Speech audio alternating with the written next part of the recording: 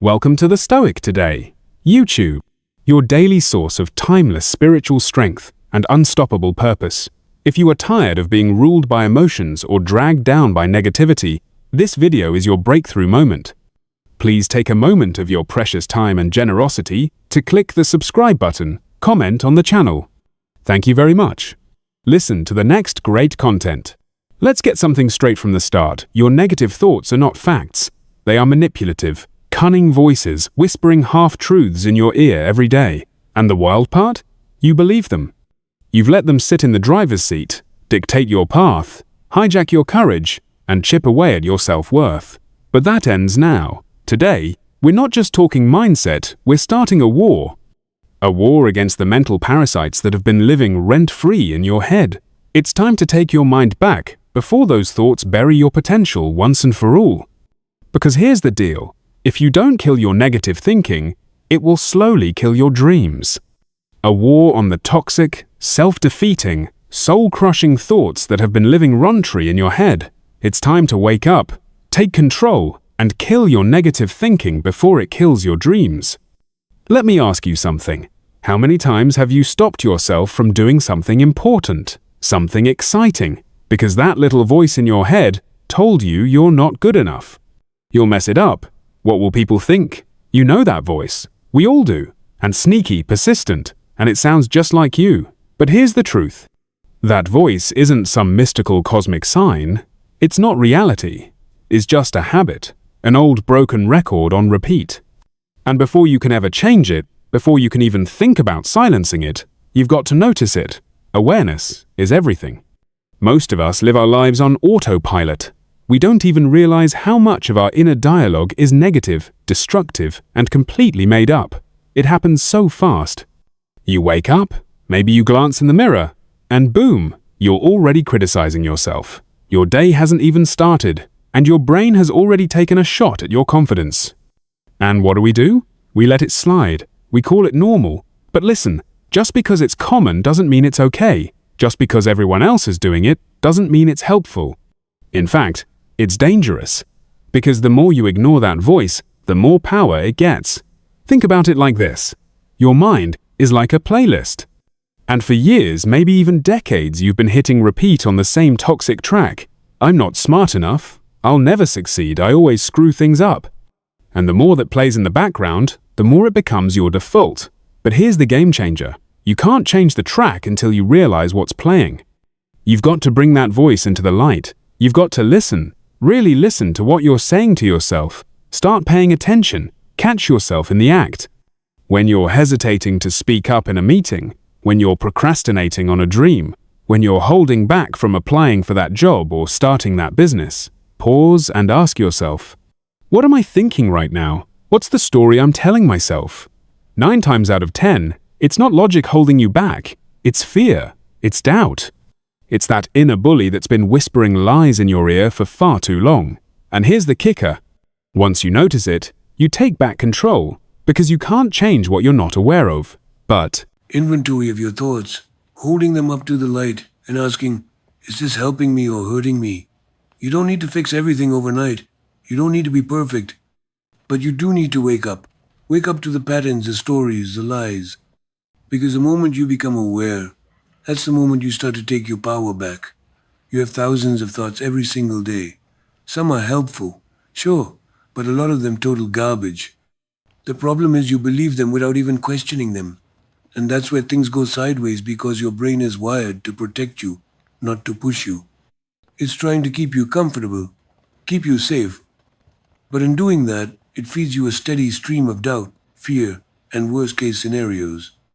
And if you don't call that out for what it is, you start treating your thoughts like truth. But thoughts aren't facts. Just because you think something doesn't make it real. Here's what most people never realize.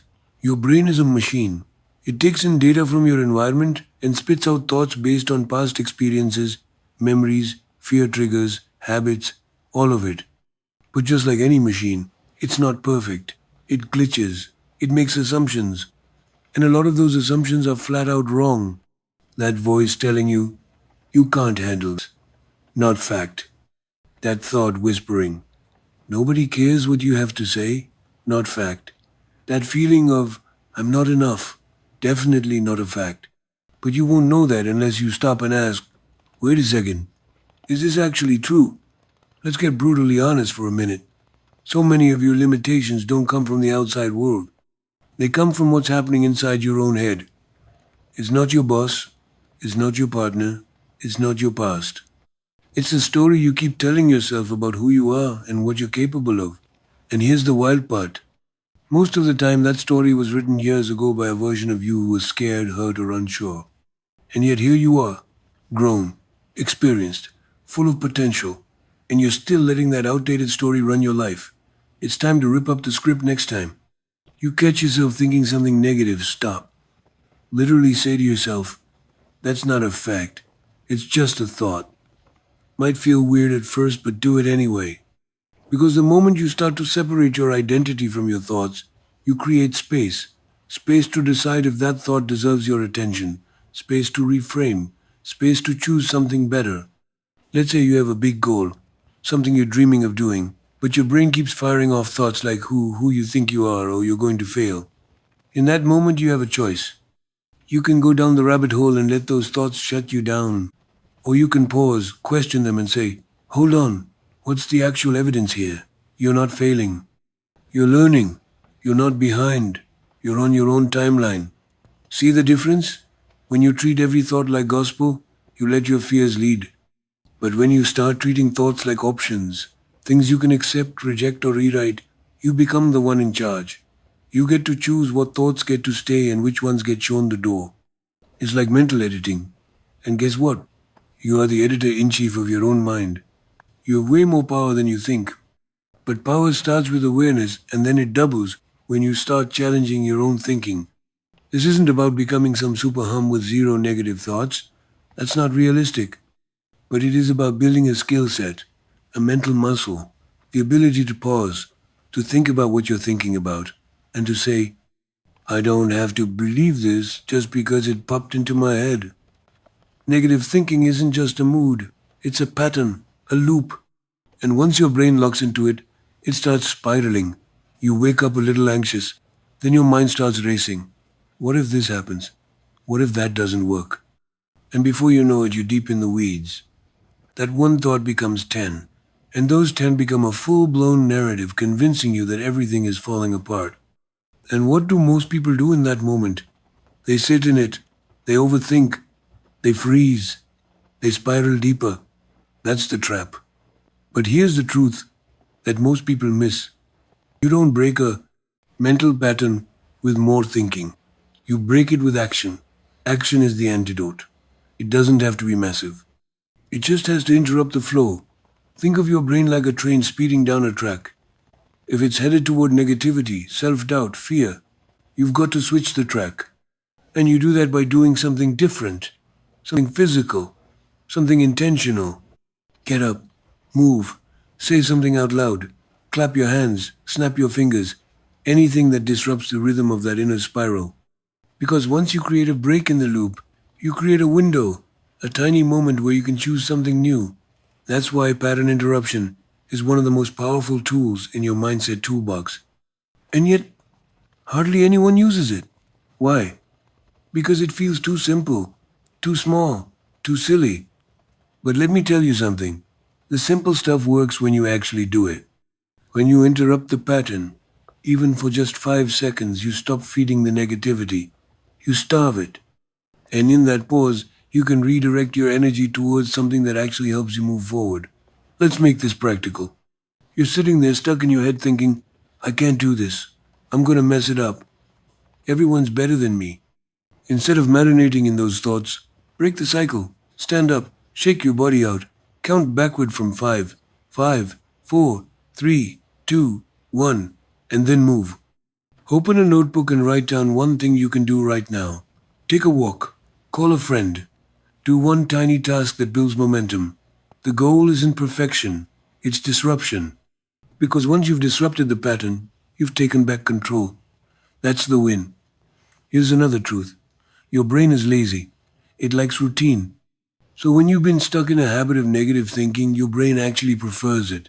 Not because it feels good, but because it's familiar. That's why change feels uncomfortable at first. It's not because it's wrong, it's because it's new. But the more you interrupt the old pattern and replace it with action, the more your brain starts to build a new default. You're literally rewiring it to choose differently. And over time, that shift becomes your new normal. This is not about pretending everything's fine or faking positivity.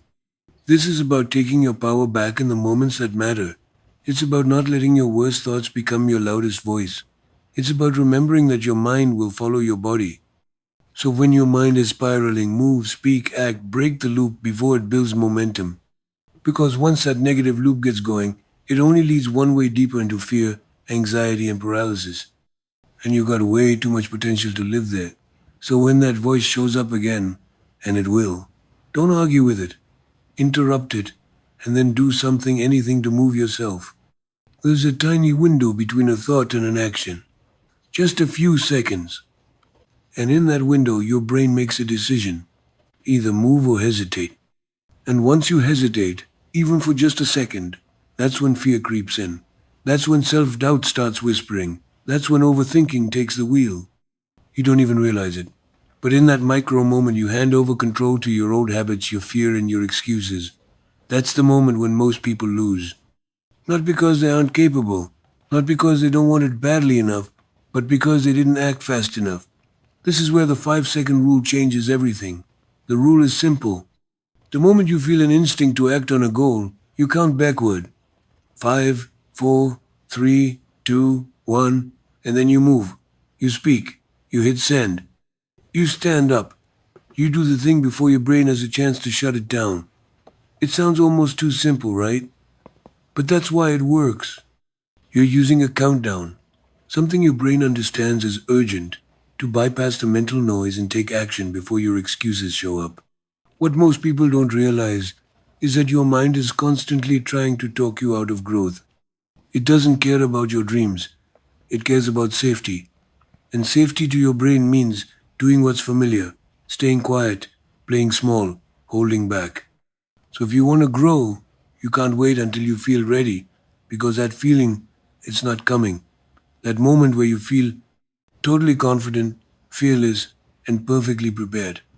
It's a myth. Action has to come first. Confidence comes after. You'll never think of your way into courage. You have to act your way into it. And that starts with taking control of that small decision window. The space between knowing what you should do and actually doing it. That's where your entire life changes. One small decision at a time. One moment of courage. One step forward instead of standing still. Imagine you're about to speak up in a meeting or pitch your idea or introduce yourself to someone who inspires you. You get the urge and then bam, the thoughts hit. What if I sound stupid? What if they judge me? Maybe now's not the right time. That's the hesitation gap. That's where fear lives. But if in that exact moment you say to yourself 5 minus 4 to 3, m minus 2, 1, go and just do it, you win. You beat your brain at its own game. And more importantly, you build proof. You show yourself that you can take action. You can do hard things. And every time you do, you build a little more belief in yourself. This rule isn't magic. It's a tool. And like any tool, it only works if you use it. But if you commit to it, if you make it your go-to move whenever doubt shows up, you'll start noticing something incredible. You'll stop waiting. You'll stop holding back. You'll stop letting your thoughts control your choices. Instead, you'll become the kind of person who moves, who decides, who acts, even when it's scary, even when it's uncomfortable. The 5-second rule teaches you to trust yourself again, to override the fear, to create momentum when your mind wants to shut down. And the more you use it, the more it becomes your default response. That's how you kill the habit of hesitation. That's how you train your brain to stop overthinking and start doing. Energy is contagious. Whether you realize it or not, the people around you are influencing how you think, how you feel, and how you show up in your life. You can have the best intentions, the biggest dreams, the clearest goals, but if you're constantly surrounded by people who drain you, doubt you, or drag you down, you're fighting an uphill battle every single day, and you might not even know it's happening. That negativity seeps in slowly.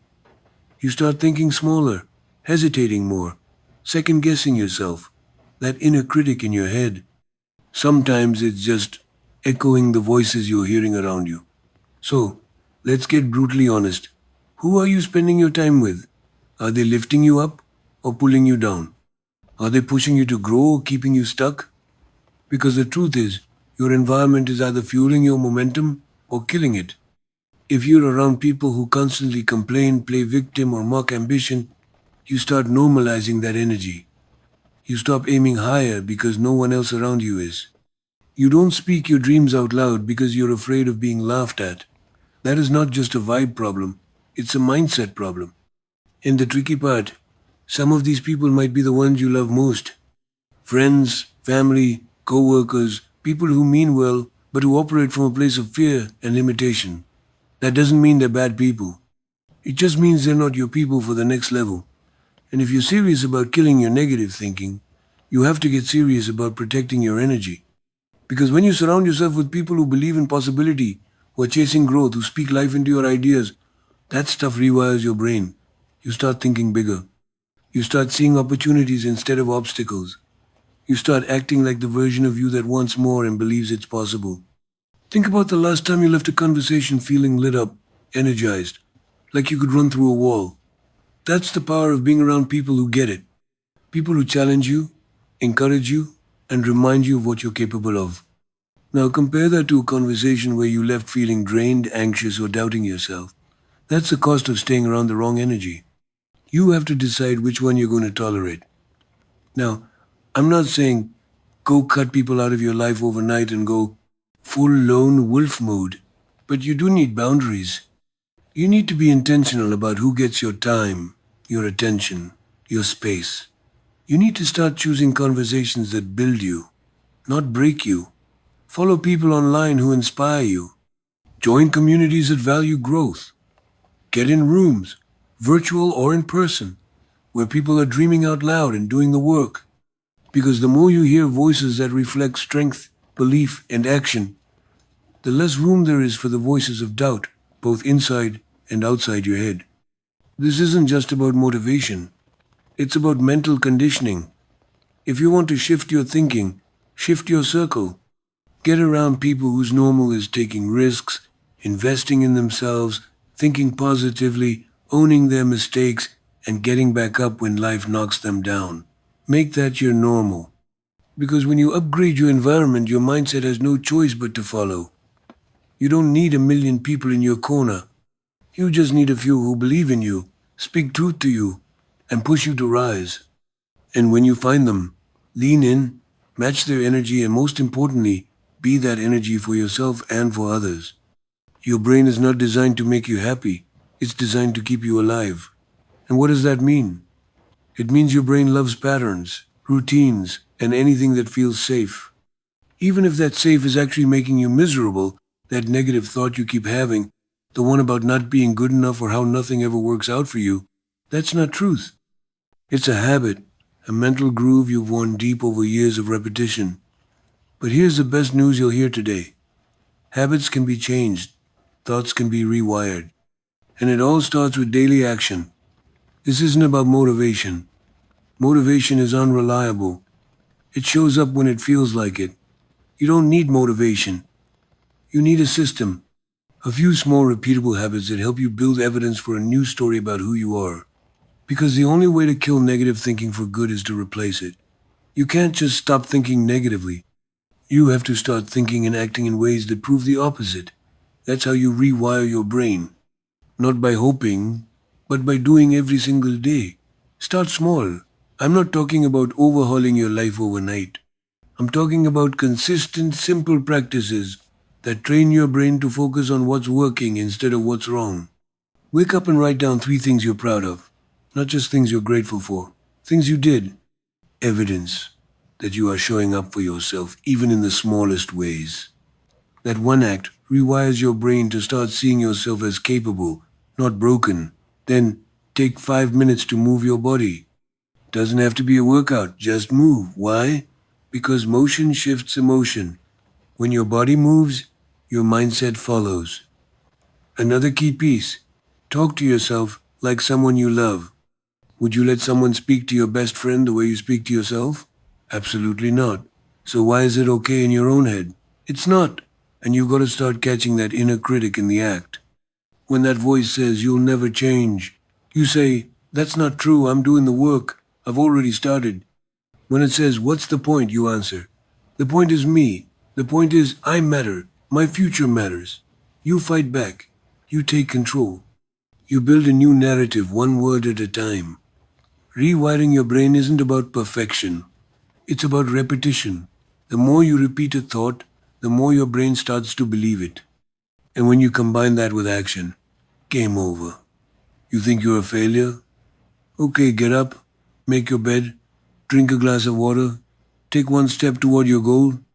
Now you've got proof that you're not a failure. That's how you beat the old wiring. You build new wiring and then you repeat it until it sticks.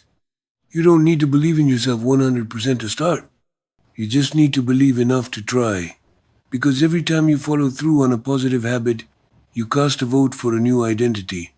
You show your brain, hey, this is who I am now. And the more votes you cast, the more confident you become. Not because you're faking it, but because you're earning it. Negative thinking thrives on repetition.